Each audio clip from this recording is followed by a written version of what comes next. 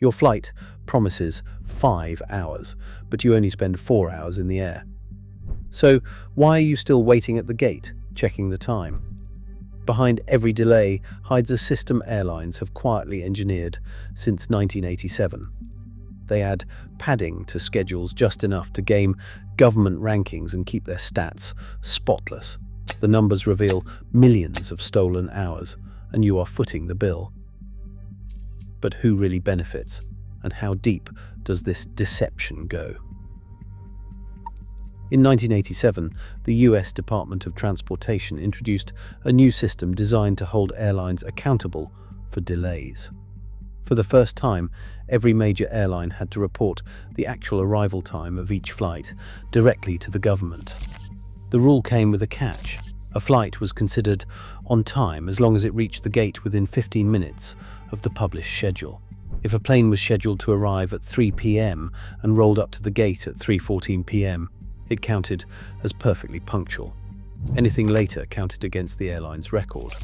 The government did not just collect these numbers in secret. Each month, the Bureau of Transportation Statistics published league tables ranking airlines by their on-time performance. Passengers, journalists, and investors could compare carriers at a glance. For airlines, these rankings quickly became more than a matter of reputation. They were tied to ticket sales, stock prices, and executive bonuses. The pressure was on. A drop in the rankings could cost millions in business almost overnight. The original goal was transparency. In the wake of airline deregulation, travelers were frustrated by chronic delays and unreliable schedules. The department's new reporting system was supposed to empower the public, shining a light on which airlines delivered and which ones made empty promises. Internal memos from the Aviation Consumer Protection Office at the time stressed the need for clear, honest information so consumers could make informed choices. But the 15-minute rule created a powerful incentive. Airlines realized that the easiest way to improve their ranking was not to overhaul operations or invest in better equipment. All they had to do was adjust the schedule. By adding a few extra minutes to the published arrival time, they could transform a late flight into an on-time success. The public saw a clean report card, but behind the scenes, the numbers were quietly bending to fit the system. This was schedule padding by a subtle rewrite of the published times. Within a few years, the monthly rankings became a high-stakes contest. Airlines pored over the data, searching for ways to climb the table and avoid the embarrassment of a poor showing. The on-time performance metric, meant to protect passengers, had become a game of optics, one that airlines would master with a simple trick, rewriting the schedule itself.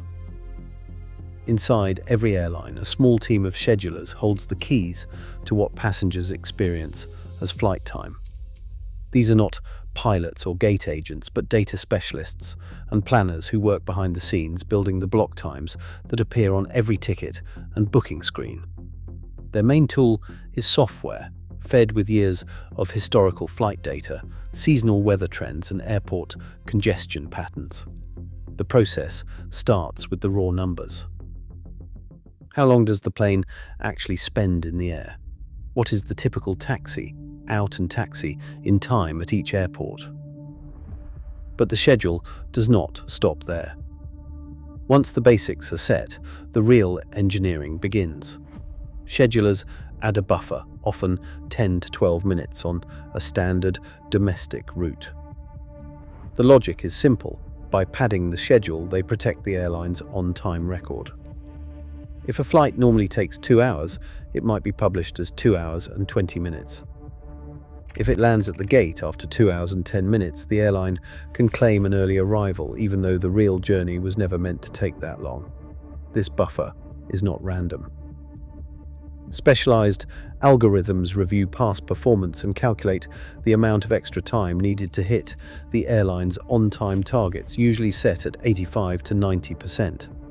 The software weighs dozens of variables, including airport congestion, average taxi delays, and even the likelihood of thunderstorms in July.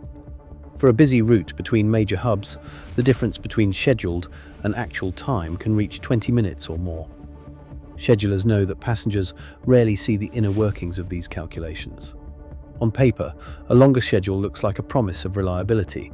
In reality, it is a carefully managed illusion. The result is a system where early arrivals become routine and delays are quietly absorbed by the extra minutes built into every itinerary. For airlines, the optics matter. A flight that lands early boosts satisfaction scores and on-time rankings, even when the only thing that changed was the schedule itself. Over the past 2 decades, the numbers behind airline schedules have quietly ballooned. Between 1997 and 2017, the posted duration for US domestic flights rose by 8.1%, even on routes where the distance and airspace congestion barely changed. That is not a rounding error. On more than 40 million flights, those extra minutes add up to a staggering 341 million hours each year that passengers spend sitting on planes or in airports waiting for a schedule that was never meant to be tight in the first place. A closer look at the data reveals just how much of this growth is by design. Padding, the buffer time baked into flight schedules, has jumped by 27% over the last decade alone. Industry-wide, the average domestic flight now includes about 6 minutes of extra time, but that is just the baseline. Some carriers have taken schedule inflation to another level. Southwest Airlines, often seen as a model of efficiency, actually pads about 14% of its scheduled time. On a 90-minute flight, that means nearly 13 minutes are pure buffer, not actual flying or taxiing. This is not just a quirk of one airline or a handful of routes. The trend is visible across the board. Analysts tracking published schedules and actual flight times see a steady climb in the gap between what is promised and what is delivered. More than 45% of the increase in posted block times comes from deliberate schedule padding, not from real-world changes like weather or congestion. The rest is split between longer taxi times and minor shifts in air traffic patterns. But the strategic buffer is the main driver of the numbers. Without these cushions, the industry's on-time performance would look very different. If schedules matched the actual time it takes to fly from gate to gate, over 30% of flights would show up as late. With padding, that number drops to about 20%. The illusion of reliability is maintained, but the cost is hidden in millions of lost hours for travelers. The figures do not lie. Schedule padding is not a marginal tactic. It is a structural feature of modern air travel. Every minute added to a flight schedule multiplies outward across millions of travelers. Over a single year, the extra buffer built into US airline timetables swallows up 341 million hours of passenger time. That's not just an abstract statistic. It's the equivalent of every person in Los Angeles spending a full week trapped in transit, waiting for a promise of punctuality that was never real to begin with.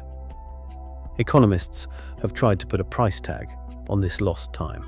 Using standard wage-based models, the annual value of these wasted hours now tops $6 billion. For business travelers, families on vacation, and airport workers alike, the cost is measured not just in dollars, but in missed meetings, shortened holidays, and hours spent in plastic chairs beneath fluorescent lights. The padding that keeps airlines high in the rankings quietly empties the pockets of everyone else. The difference is felt most sharply on days when connections are tight and every minute counts. A traveler might book a flight from New York to Dallas, see a posted duration of 3 hours and 40 minutes, and plan a layover accordingly. But the real airborne time could be 30 minutes less. Instead of a smooth transfer, the traveler faces a long wait in the terminal, or worse, a missed connection, when the schedule's illusion of reliability collides with reality. Multiply that by every passenger, every day, and the result is a system that values on-time statistics over human time. Airlines defend the practice as a way to protect passengers from the stress of unexpected delays. But the numbers show a different story. Without schedule padding, more than 30% of flights would be officially late. With padding, that number falls to about 20%. The improvement is not the result of better operations or faster planes. It is the product of a silent trade, your time for their reputation. The industry's on-time record looks better, but the real cost is paid by travelers who spend hundreds of millions of hours each year waiting for the clock to catch up with the schedule. Airports in the United States now handle more than 2 million passengers a day, and the system is running close to its limits. Since the 1990s, air traffic congestion has doubled. At major hubs like Atlanta, Chicago, O'Hare, or Dallas-Fort Worth, taxi times routinely stretch to 15 or even 20 minutes. Planes line up on crowded taxiways waiting for takeoff clearance and then face another wait after landing as they inch toward a gate that may still be occupied. Federal Aviation Administration data confirms that ground delays now account for more than 80% of all flight delays nationwide, a sharp change from the era when most holdups happened in the air.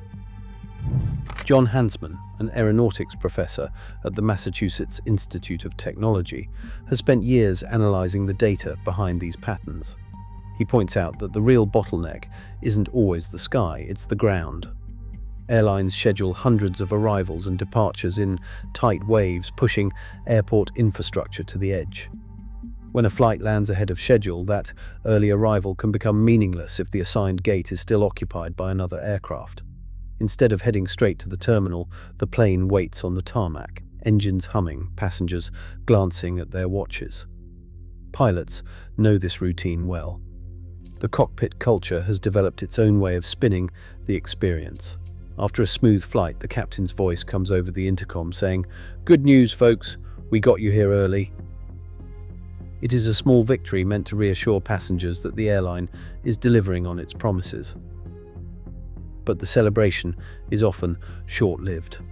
A minute later, a second announcement follows. "Unfortunately, our gate is still occupied. We will be waiting here for a few minutes." Sometimes that wait stretches far longer, especially during peak hours when every gate at the terminal is spoken for. The system's constraints are real. No one disputes the impact of growing demand, airport crowding, or the unpredictable dance of arrivals and departures.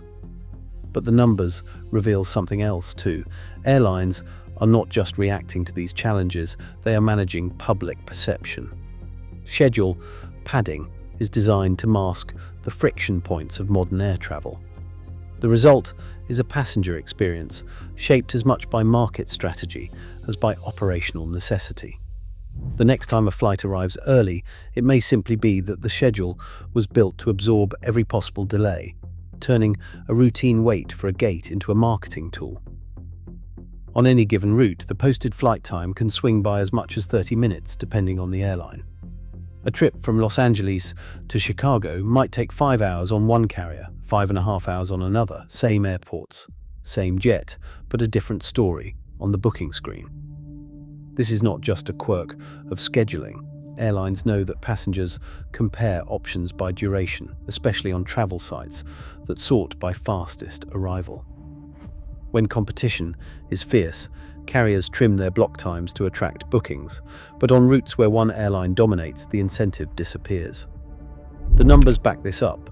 Studies using the Herfindahl-Hirschman Index, a standard measure of market concentration, show that less competition allows for more padding.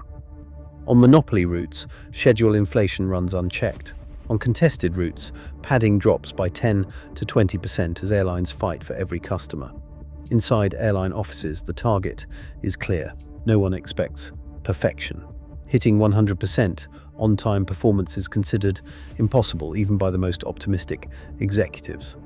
Instead, airlines quietly aim for an on-time rate in the 85 to 90% range, a sweet spot that keeps the government and investors happy without breaking the bank.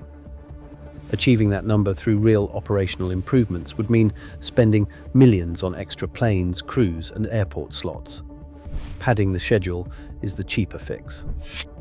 As one anonymous scheduler admitted, we add buffer time to hit our targets. It is not about flying faster, it is about meeting the number. The result is a system designed to protect the airline's reputation, not the passenger's time. When the schedule is padded, delays disappear from the statistics, but not from your day. The illusion of punctuality becomes a selling point, while the true cost is measured in hours lost in terminals and on tarmacs. On some routes, the difference between the fastest and slowest published schedules can mean a whole extra episode watched in the waiting area or a missed dinner at your destination. Travelers are not powerless, though.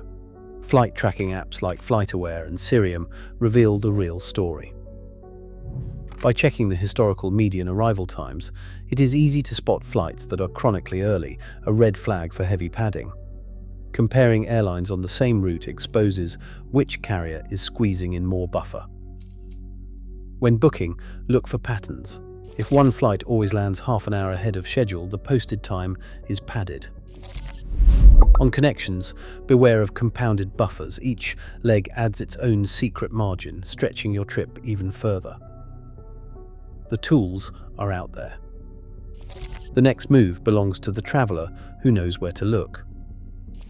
Every year, over 300 million hours vanish into padded schedules, hidden in plain sight. As airfares climb and airport waits grow, the true cost isn't just lost time, but lost trust. Regulators track on-time statistics, but passengers live the delays. Until transparency takes off, every early arrival is just another illusion. What would real honesty in air travel look like? Share your thoughts in the comments below.